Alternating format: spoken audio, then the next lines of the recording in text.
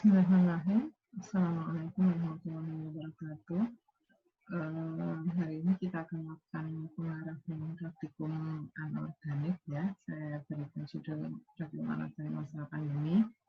Sebelumnya kita mulai dengan membaca basmalah terlebih dahulu. Semoga semuanya berjalan lancar. Bismillahirrahmanirrahim. Ya, saya beri awalan dulu ya, kenapa kita tadi memberikan nama praktikum anorganik masa pandemi. Karena mungkin ada hal-hal yang sedikit berbeda dengan praktikum anorganik sebelumnya yang sudah Anda ikuti. Mungkin sebelumnya Anda masuk lab, ada asisten, ada pretest, kemudian Anda melakukan praktikum, ya, ada prosedur yang benar-benar sudah ada di buku praktikum, Anda menulis datanya, kemudian mengamati, membuat laporan, mengumpulkan, dan seterusnya.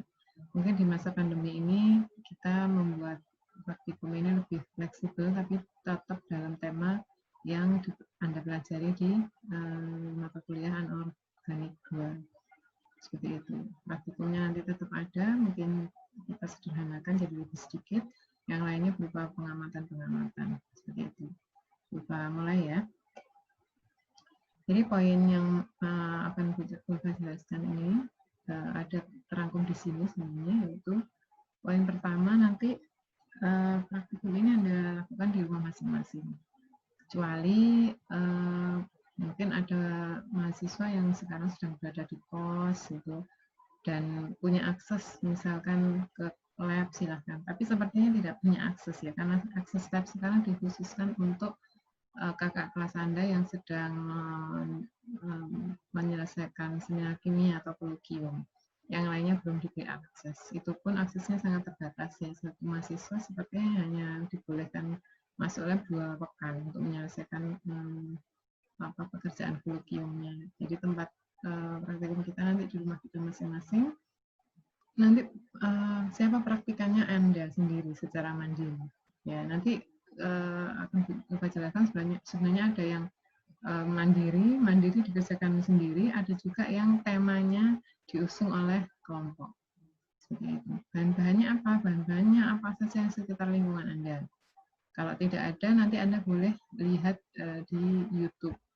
Jadi saya nggak punya bahan ini, Bu, ABC nggak ada. Pengamatan aja di video YouTube yang nanti mungkin akan Bapak share atau Anda boleh mencari yang mirip dengan tema. Kemudian laporannya bagaimana? Laporannya ada laporan satu video yang wajib Anda upload untuk satu semester ini 1 kali saja, dan laporan tulisan setiap pekan seperti biasanya. Waktunya seperti biasa, kita mulai dari pekan kedua bulan September ya, pekan besok, sampai akhir November semoga semua tema selesai. Waktu pengerjaannya fleksibel, jadi tidak ada batasan misalkan pekan ini harus selesai tema 1, tidak ya. Fleksibel saja asalkan nanti sebelum November selesai semuanya. Gitu. Nah, prosedurnya bagaimana? Jadi nanti kita ada 6 tema dalam praktikum ini, yaitu asam basa, gaya kimia, elektrokimia, kemudian pengamatan UV, kalau tidak salah, kemudian 2 kali sinyal koordinasi atau kimia kompleks. Gitu. Jadi nanti Bu Ulfa akan memberikan link YouTube pada masing-masing tema. Link YouTube itu tidak wajib Anda pakai sebagai laporan. Misalkan Bu, link YouTube-nya terlalu sederhana, saya mau pakai link YouTube asam basa yang lain. Boleh, silahkan. Gitu. Ya. Terus dari link YouTube itu nanti ada 3 tema yang Anda wajib membuat satu judul video, yaitu asam basa, gaya kimia, dan elektrokimia. Judul yang lain bagaimana, Bu? Judul yang lain Anda hanya pengamatan dan membuat laporan saja. Ya. Dari 3 judul ini, mahasiswa hanya wajib membuat satu video. Sudah saya bagi di bawah ini pembagian videonya. Jadi tiap video dibuat oleh masing-masing orang, ya, masing-masing mahasiswa. Tapi saya bagi temanya. Absen 1 sampai 11 ini gaya kimia, absen 12 hingga 23 ini elektrokimia, kemudian absen 23 sampai absen terakhir asam basa. Ya. Anda membuat satu judul ini berarti Anda melakukan praktikum, loh. Iya, melakukan praktikum dan aktornya Anda sendiri. Misalkan asam basa, Anda harus melakukan praktikum asam basa yang Anda rekam sendiri, kemudian nanti Anda edit dan lain sebagainya, sampai dia menjadi durasi maksimal 15 menit. Seperti itu. Jadi satu judul ini. Pengamatannya Anda lakukan sendiri, perekamannya Anda lakukan sendiri, waktunya panjang hingga akhir November, jadi sekitar 2 bulan. Ya. Nah, kemudian bagaimana dengan laporannya? Laporannya kita tetap, jadi 6 tema ini dilaporkan setiap pekan, ya. Kemudian laporan yang full, ya, di akhir nanti ada judul hingga daftar pustaka itu dikumpulkan di bagian akhir. Nanti saya jelaskan ulang. Kemudian kembali ke tugas YouTube, ya. Video YouTube Anda setiap kali percobaan selesai Anda upload.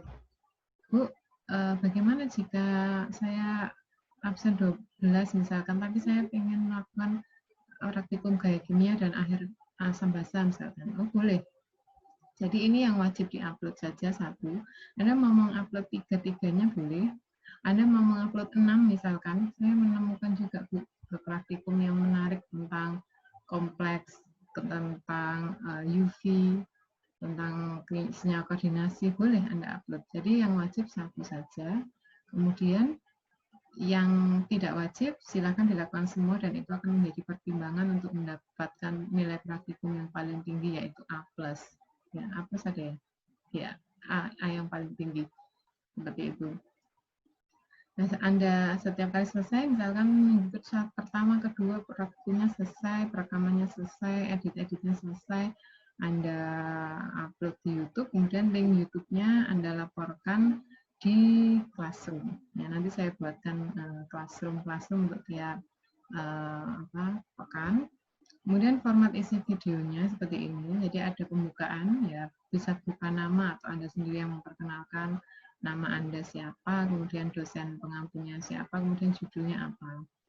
Setelah itu ada penjelasan awal kenapa dilakukan praktikum itu, alat bahannya apa yang Anda pakai, kemudian bagaimana Anda melakukan pengamatan, serta pembahasan singkat.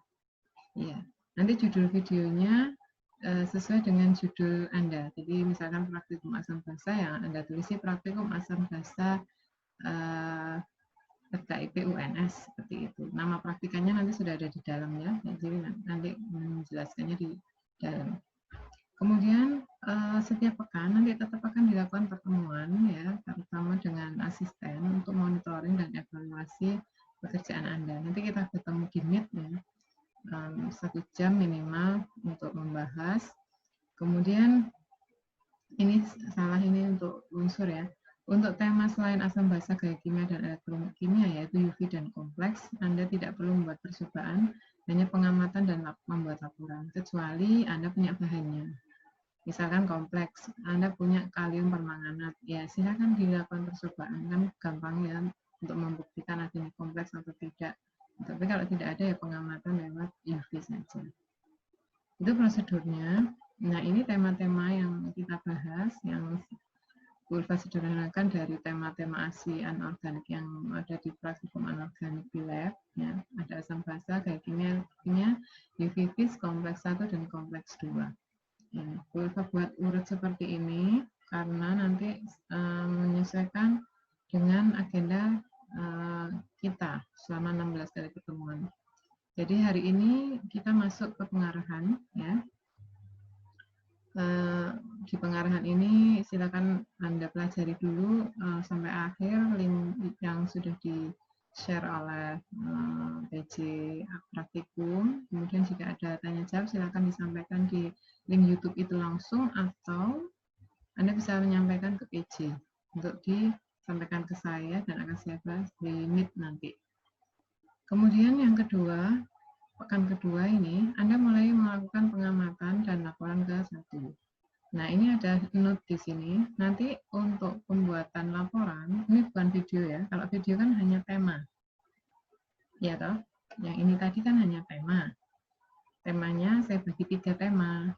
1-11, 12-23. Tapi Anda tidak wajib mengerjakan bersama. Misalkan absen 1-11. mengerjakan bareng gitu, kemudian membuat satu video kayak kimia, bukan. Ini hanya temanya saja. Kalau mengerjakan bareng Bu, kebetulan satu kos, ya boleh. Ya, berarti Anda membuat durasi yang lebih panjang. Ya, satu anak kan 15 menit. Berarti kalau Anda kerjakan berdua, durasinya 30 menit dan seterusnya. Gitu. Jadi jangan memaksakan untuk berkumpul untuk mengerjakan tema ini. Jadi tema-tema ini Anda kerjakan mandiri masing-masing di rumah, kecuali memang Anda sekos. Kalau yang ini tema laporan. Kalau laporan itu pribadi, ya. Tiap kelas nanti saya bagi 12 kelompok, ya. Nanti sebelum UTS, ya, tiap kelompok kira-kira 2-3 orang, ya, 3-4 orang lah, 3 orang itu masuk ke dalam kelompok-kelompok yang presentasi. Misalkan kelompok 1, ya, kelompok 1 dia presentasi pekan ke-2 besok. Apa yang dipresentasikan, Bu? Yang dipresentasikan yang sebelum UTS, kan kita nggak mungkin misalkan asam basa, gaya kimia, kemudian elektrokimia langsung dapat hasil satu pekan, kan nggak mungkin, perlu persiapan. Ya. Jadi sebelum UTS, pekan pertemuan ke-2 sampai ke-7 ini, presentasinya hanya semacam proposal. Jadi ada judul, misalkan Anda mau melakukan asam basa gitu. Ada judul. Laporan ke-1 kan tentang asam basa, loh. Ada judul, ada latar belakang, berarti ada teorinya. Ya, ada teorinya, ada hal-hal yang mendasari, ada kasus-kasus di lapangan yang memerlukan penelitian Anda itu dilakukan. Kemudian ada metodenya, bagaimana caranya. Ya. Bagaimana caranya. Kemudian bahannya apa, ditulis, jadi dinarasikan. Meskipun linknya sudah ada, Anda narasikan itu. Kemudian alatnya apa dan rencana pengamatannya seperti apa. Anda tuliskan pertama disiapkan ini, kemudian dicampur di ini sampai prosedurnya. Alur prosedur, tahu ya, mulai dari awal, kemudian Anda beri panah ke bawah menjadi apa, sampai di situ saja. Sampai rencana pengamatan saja. Ya, tapi itu tetap Anda presentasikan sebagai bagian dari rencana Anda. Yang presentasi siapa? Cukup perwakilan 1 orang saja dari kelompok 1. Kelompok 1, 3-3-nya pakai asam basa nih. Ya, kelompok 1, 3-3-nya asam basa. Kemudian, gimana Bu? Yang presentasi siapa? 1 saja yang dianggap paling mewakili. Ya, 1 saja yang dianggap mewakili. Tapi Bu, kelompok 1 ini saya absennya absen 1 misalkan. Ini nggak urut absen ya, terserah. Absen 1. Absen 1 itu elektrokimia. Gimana Bu? Nggak apa-apa. Jadi ini ya, laporan 1-6 itu wajib untuk semuanya, bukan berdasarkan tema video lagi. Anda mau masuk ke kelompok asam basa, tetap Anda harus mengerjakan laporan elektrokimia. Anda masuk kelompok asam basa, tetap Anda mengerjakan laporan tentang apa? Tentang gaya kimia. Tetap. Ya, jadi yang wajib itu praktikumnya saja 1 kali. Yang lainnya mengamati. Saya mau praktikum 3-3-nya boleh. Saya mau praktikum 6-6-nya boleh. Jadi ini tidak ada batasan. Jadi pertemuan 1 ya semua membuat proposal tentang asam basa. Yang dipresentasikan hanya oleh kelompok 1. Kemudian laporannya ini Anda upload.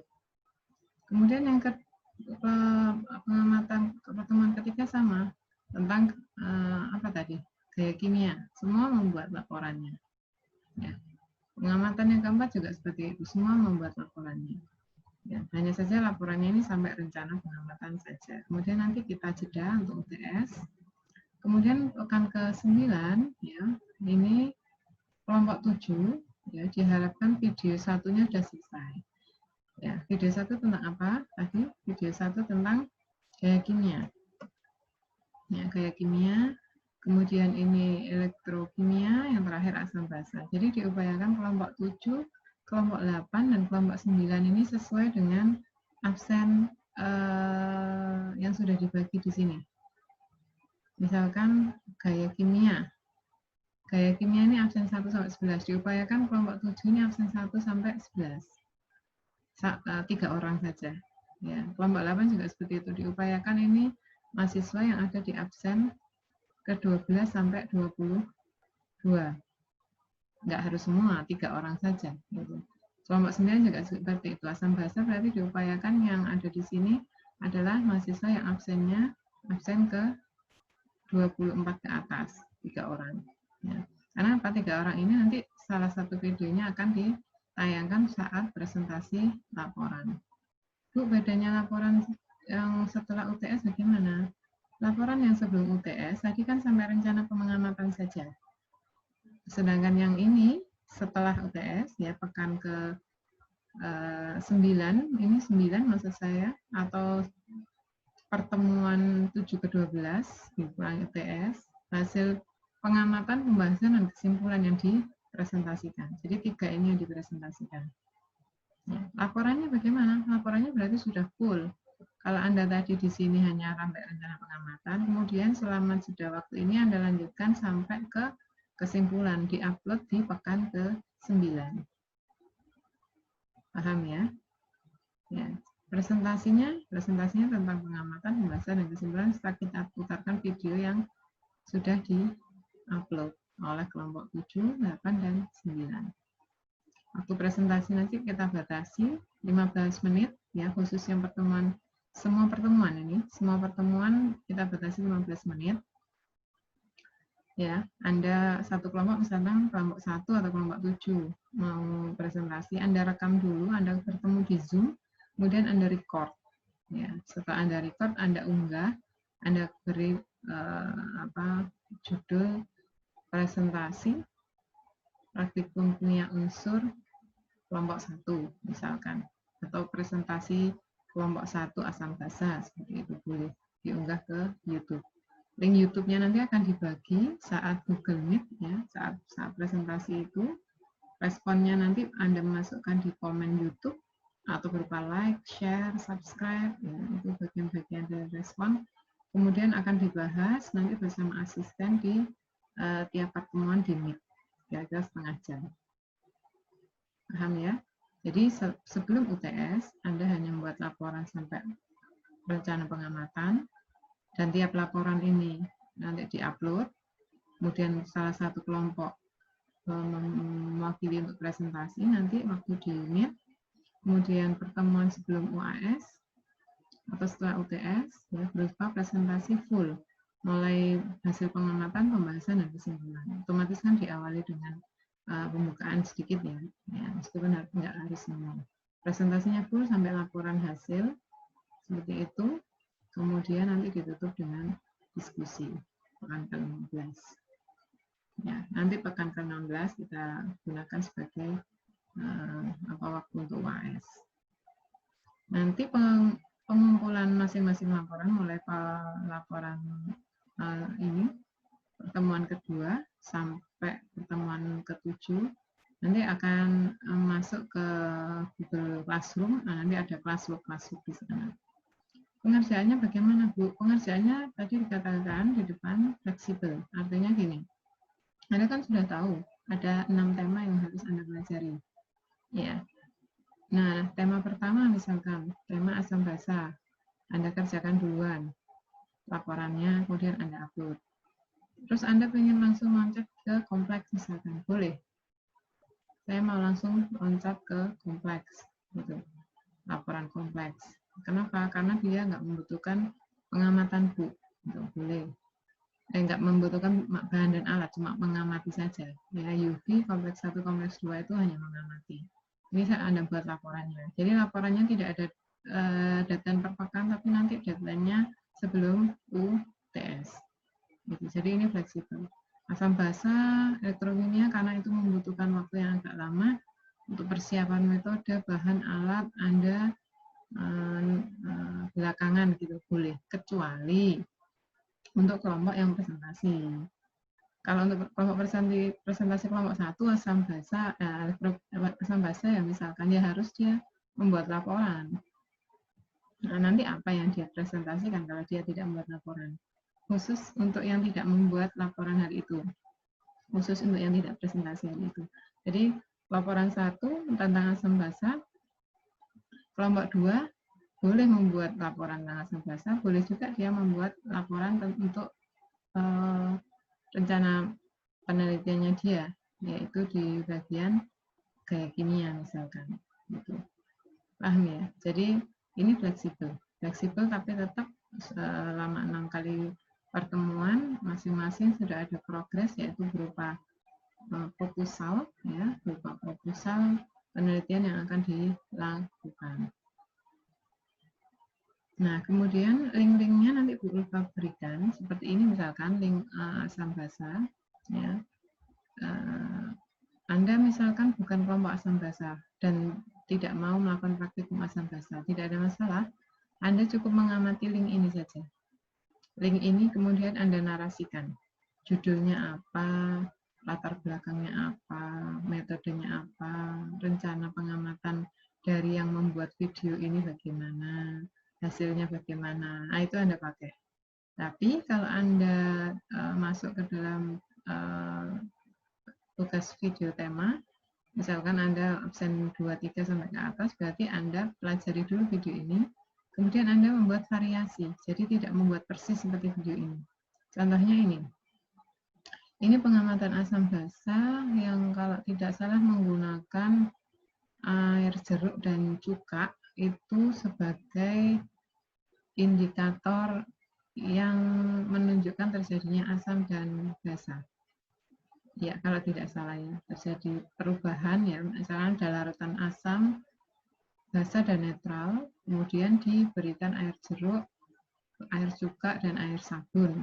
Perubahannya seperti apa? Ya, itu sudah.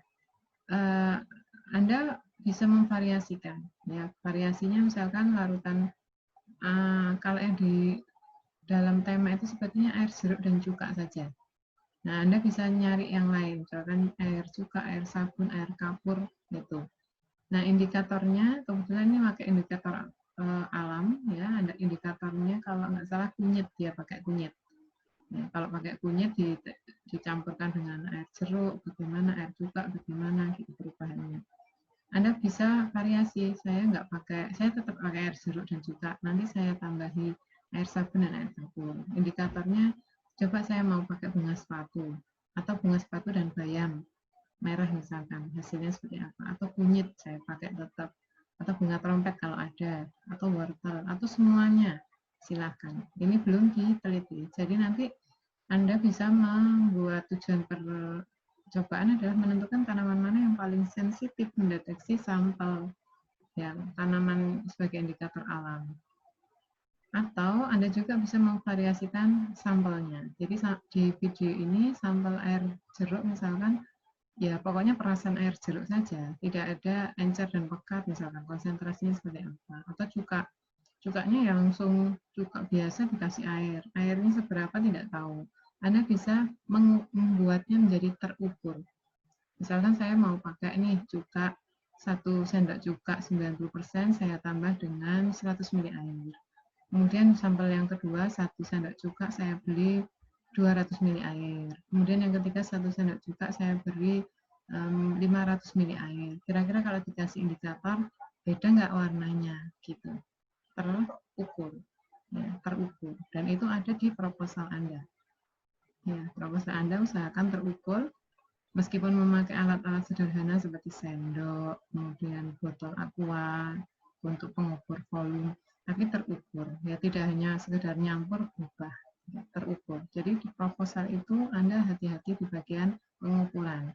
Usahakan semuanya terukur dan bisa valid. Artinya kalau 1 sendok itu kan kita bisa mengukur ya, 1 gram, berapa gram gula yang ada dalam sendok. Kalau suasana sudah tidak pandemi kan kita bisa mengukur ya, seperti itu. Jadi sementara pakai alat-alat yang ada tapi tetap terukur, kemudian bisa sistematik. Sistematiknya di bagian proposal. Itu yang asam basa, kemudian gaya kimia juga seperti itu. Kalau yang ini YouTube yang saya sarankan, oh ya satu lagi, link YouTube ini tidak wajib ya, saya katakan tadi ini hanya saran dari Ulfa pakai yang ini, gitu, recommended gitu. Tapi Anda menemukan nih video lain yang juga temanya asam basa. Ini bagus sih Bu, ini lebih terukur, lebih valid, bahan-bahannya juga gampang. Oke, pakai itu nggak apa-apa, asalkan linknya tetap Anda cantumkan di laporan. Gitu. Kayak kimia juga seperti itu. Ini video link yang Bu berikan, dia hanya meneliti campuran aseton dengan air kalau nggak salah. Aseton dan air kan berpisah. Kemudian dia beri dengan garam, kalau tidak salah ya. Dia beri garam, kemudian nyampur. Kemudian dia bahas sedikit bahwa garam itu Na dengan Cl itu bisa saling menarik aseton dan gugus di aseton dan gugus di air. Sehingga air dan aseton itu akhirnya jadi bergabung. Itu hanya seperti itu. Nah, Anda bisa memvariasikan berat garamnya. Ya, misalkan asetonnya 100 ml, airnya 100 ml, garamnya 1 sendok dulu. Cocok. Atau diganti 100 ml aseton dengan air, kemudian ditambah 2 sendok atau 3 sendok atau 5 sendok gitu. Ya, tapi terukur, di proposal Anda terukur.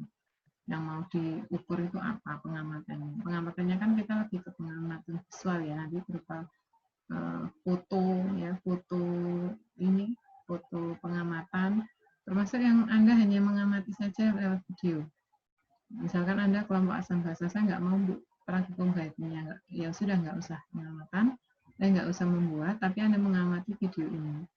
Di laporan kan waktu pembahasan Anda harus memfoto satu-satu kan, yang dilakukan oleh orang yang ada di dalam ini. Jadi hasil pembahasan di bagian hasil, apa yang terjadi ketika garam dicampurkan dengan aseton dan air di foto, di screenshot di bagian YouTube itu sebagai laporan Anda. Seperti itu. Tetap hasil dan pembahasan tetap ada, tidak boleh hanya berupa tulisan-tulisan saja. Jadi lebih bagus kalau Anda mengamati langsung, jadi mau memfoto bagian mana gampang. Jadi garamnya bisa Anda variasi juga. Misalkan aseton dan air campurannya saya tambah sabun, kira-kira dia nyampur nggak? Atau saya tambah gula, kira-kira dia nyampur nggak? Ini kan pertanyaan kita. Ya, apakah sabun, gula, garam itu bisa mempersatukan aseton dan air? Ya. Untuk saran yang lain, Anda juga bisa lebih kreatif. Misalkan saya nggak punya aseton, Ibu, saya pakai minyak goreng aja. Ya, silakan, minyak goreng dan air kan memisah. Nah, kira-kira kalau dikasih garam, sabun, gula, nyatu enggak? Sehingga nanti Anda bisa membahasnya di bagian teori gaya kimia. Sehingga tujuannya nanti Anda tahu menentukan mana ya kira-kira bahan-bahan yang paling sensitif memisahkan larutan-larutan yang sudah terpisah. Aseton dan air bisa, minyak dan air bisa, gitu. Tapi ada bahan-bahan yang sensitif untuk memisahkan sekaligus sensitif untuk menggabungkan. Itu bagian kimia. Kemudian elektrokimia juga sama. Ini kalau tidak salah percobaan dengan buah-buahan yang disambungkan dengan lampu, ya, sambungan lengan lampu. Jadi yang dipakai kalau nggak salah jeruk, ya, jeruknya mampu menyalakan lampu. Gitu. Nah, nanti Anda bisa memvariasi, misalkan pakai buah di sekitar Anda yang bukan jeruk, misalkan kedondong, apel, belimbing, salah satu Anda pakai.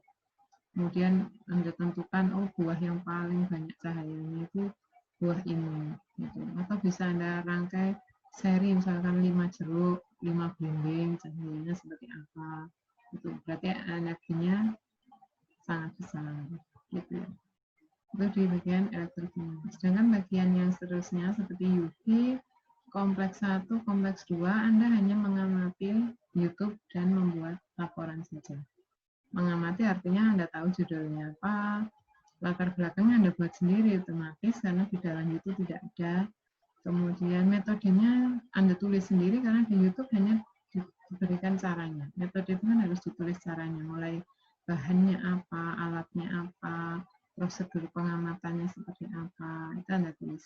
Hasil dan pengamatan juga begitu, Anda narasikan sendiri, Anda tulis sendiri. Kalau di YouTube mungkin hasil pengamatannya hanya ini warnanya berubah seperti itu. Ya, Anda kan harus menulis narasinya. Ya, kenapa kok berubah, harus Anda bahas teorinya apa. Sampai ke kesimpulan dan daftar pustaka. Ya, sekali lagi untuk 3 tema terakhir ini kan ada link YouTube yang nanti saya bagikan. Anda